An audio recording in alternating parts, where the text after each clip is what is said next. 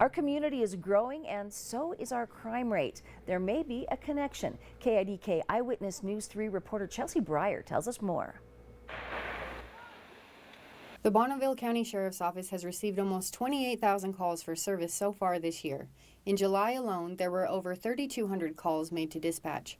Sergeant Brian Lovell says there's been a steady increase of violence-related calls within the last 6 months. We've had our fair share of things that feel like they're a little bit more often than they were 10, 15, 20 years ago. Sergeant Lovell says deputies are being proactive in dealing with an organized drug trade within our community. We don't want those kind of things to infiltrate and take over our community here. He says there is a connection between violence and drugs, such as gang-related homicides. He also says about 80% of property crimes, such as theft, are drug-related as well. That's where those things can become real dangerous because, you know, the lesser piece of it is the property crime, the bigger piece of it is the drug trafficking.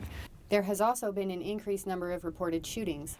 Lovell says in March and April there were 1 or 2 SWAT calls per week. Most of those were suicidal barricades. SWAT call-outs over the last year or so have been, have increased probably at least by 50% from the year before.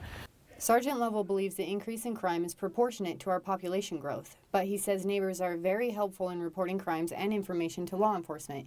He tells us these types of reports help curtail the crime. It sends a message to the criminal element that says, you know, I don't have to just watch out for law enforcement. I got to watch out for neighbors and people in the community because they will call and report suspicious activity. They'll call and report criminal activity, and they are watching.